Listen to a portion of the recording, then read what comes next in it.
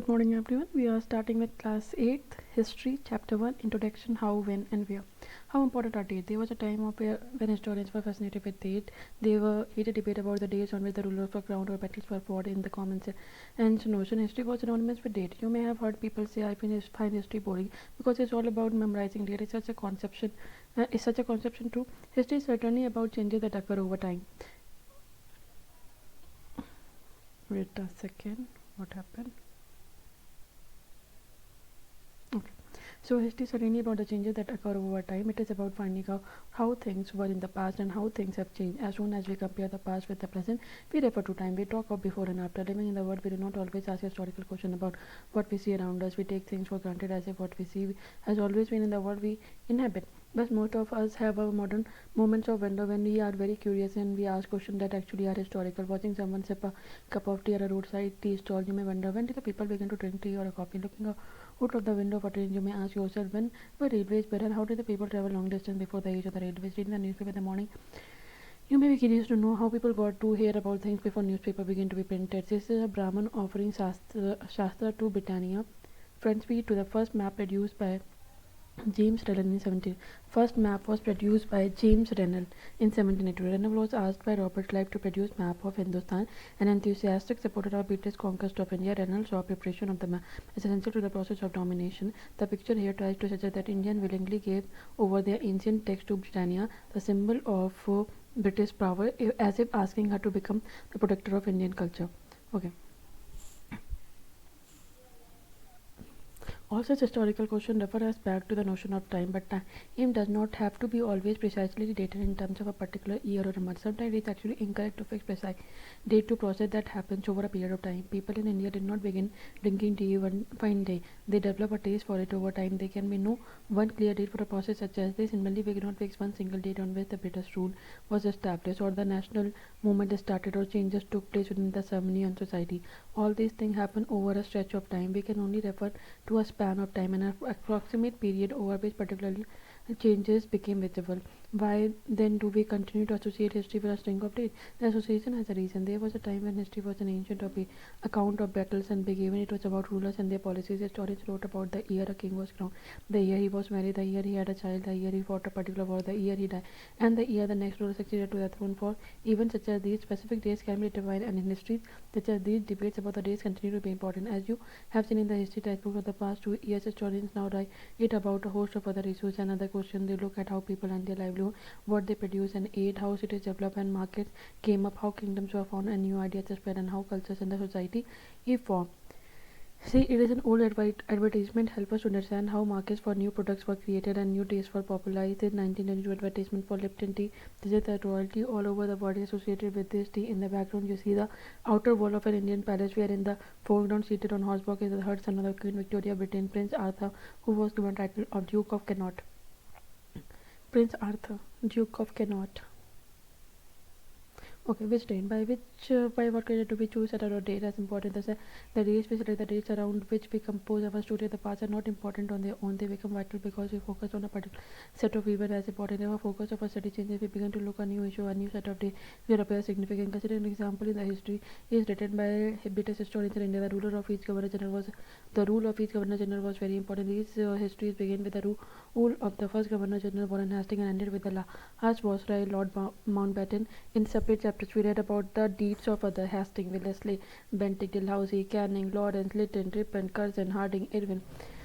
It was seemingly never-ending session of a governor general and the viceroy. All the dates in these history books were linked to these personalities, to their activities, their policies, and their achievement. It was as if they were nothing outside their lives. What that was happening, important for us to know. The chronology of their lives marked the different chapters of the history of the British India. Can we not write about the history of this period in a different way? How do we focus on the activities of different groups and the classes in Indian society within the format of the history of the governor general? When we write a history or a story, we divide it into chapters. Why do we do this? It is to give each chapter some coherence. It is to tell a story in a way that makes some sense and can be followed in the process. We focus only on those events that help us to give shape to the story we are telling. In the history that evolve around the life of the British Governor General, the activities of the Indians simply do not fit. They have no space. What then do we do?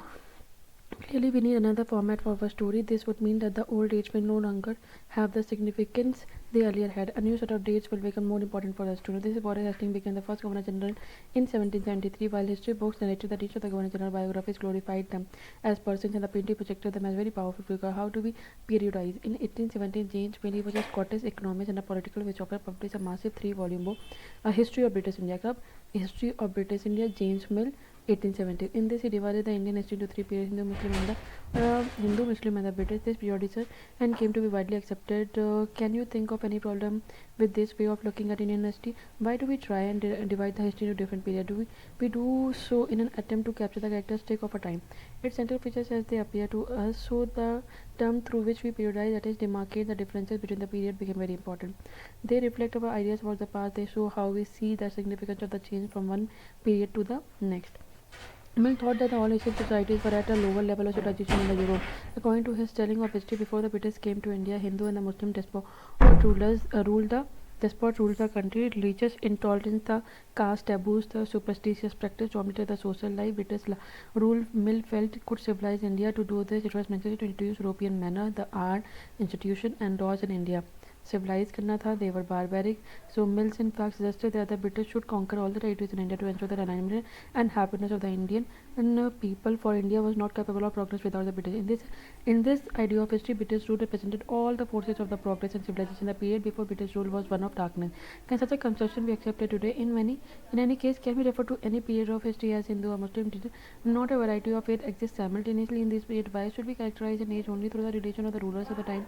To do so is to suggest that the lives and the practice of the others do not really matter. We should also remember that even the rulers in ancient India did not at all share the same fate.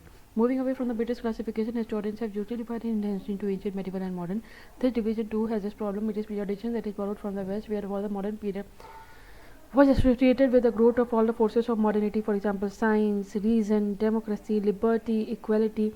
So medieval was a term used to describe a society where these features of modern society did not exist. Can we uncritically accept this characterization of the modern period to describe the period of our study? As you will see in this book, under British rule, people did not have equality. They neither have freedom or liberty, nor was the period one of the economic growth and the progress. Many historians therefore refer to this period as colonial. What is colonial? In this book, you will read about the way the British came to conquer the country and establish their rules, educating the local Nawabs and the Rajas. You will see how they established control over the economy and the society, collected revenue to meet all their expenses, brought they wanted to low they wanted at low prices. Wait a minute. You will see they established control over the economy and society. They collected revenue to meet all their expenses. They bought the goods they wanted at low prices, produced crops they needed for export, and you will understand the changes that came about as consequences. You will also come to know about the changes British rule brought about in values, taste, custom, practice. बहुत सारी changes हमारे values taste custom and practice में when the subjugation of one country by another leads to the kind of political, economic, social and the cultural change we refer to the process as colonization. You will however find that all classes in the group did not experience these changes in the same way. That is why the book is called Our Past in the plural. How do we know? What sources do historians use in the writing about the last 250 years of the Indian history? One important source is the official record of the British administration. The British believed that the act of writing was very important. Every instruction, the plan, policy decision, agreement, investigation had to be clearly written up. Once this was done, things could be properly studied and debated. This conviction and produced an administrative culture of memos, noting, and a report. The British also felt that all the important documents and the letters needed to be carefully preserved, so they set up the record room attached to all administrative institutions. The village Tehsildar office, the collectorate, the commissioner's office, provincial secretariat, law court all had their record rooms. Specialized institutions like archive and a museum were also established to preserve the important record. Letters and memos that moved from one branch of the administration to another in the early years of the 19th century can still be read in the archive. You can also study the notes in the report that the district officials prepared on the instruction and directive that was sent by the official at the top to the provincial administrators. In the early years of the 19th century, these documents were carefully copied out and beautifully written by calligraphers, that is, by those who specialize in the art of beautiful writing. By the middle of the 19th century, with the spread of the printing, multiple copies of this record were printed as proceedings of each government department. So this is the National Archive of India. It came up in 1920s when the New Delhi was built. National Museum and the National Archive were both National Archive are both located close to the Viceregal Palace. This token reflects the importance of these institutions had in British imagination. Surveys really become very important. The practice of surveying also became common in the colonial administration. The British believed that a country had to be properly known before it could be effectively administered. By the early 19th century, detailed surveys were being carried out to map the entire country. In the villages, revenue surveys were conducted. The effort was to know the topography, the soil quality, the flora, fauna, local histories, and the cropping pattern. All the facts seen as necessary to know about to administer the region. From the end of the 19th century, census operations were held every 10 years. The these prepare detailed records of the number of the people in all the provinces of India, noting information on the caste, religion, occupation. There were many other surveys: botanical survey, geological survey, archaeological survey, anthropological survey, forest survey. This is a botanical card, custard apple plant. And 1770 botanical garden natural history vision established by the British collected the plant special information about their uses. The local artists were asked to draw the pictures of these specimen. Historians are now looking at the way such information was gathered and what this information reveals about the nature of colonialism. What official record do not tell. From this vast corpus of record we can get to know a lot, but we must remember that these are the official records that tell us what the officials thought. Note how all the instruments that were used in surveys are placed in the foreground to emphasize the scientific nature of the project. Okay. There is a rebel of 1857. Images need to be carefully studied for their project. The viewpoint of those who create them. The images can be found in several illustrated books produced by the British after 1857 rebellion. And the caption at the bottom says the monotonous spoil share the loot. In British representation, the rebel appear as greedy, vicious, and brutal. They were interested in and what they wished to preserve for posterity. These records do not always help us understand what other people in the country felt and what lay behind their action. For what we need to look else. For that we need to look elsewhere. When we begin to search for these other sources, we find them in plenty, though they are more difficult to get than official record. We have diaries of people, accounts of the pilgrims, travels, autobiographies of important personalities, and popular booklets that were sold in the local bazaars as printing spread. Newspapers were published and the issues were debated in public. Leaders and reformers wrote to spread their ideas. Poets, novelists wrote to express their feelings. Poets, novelists express their feelings. Leaders reform their ideas. All these sources, however, were produced by those who were literate. From these, we will not be able to understand how the history was experienced and lived by the tribal and the peasant, the workers, and the minds of the poor on the stream. Getting to know their lives is a more difficult task.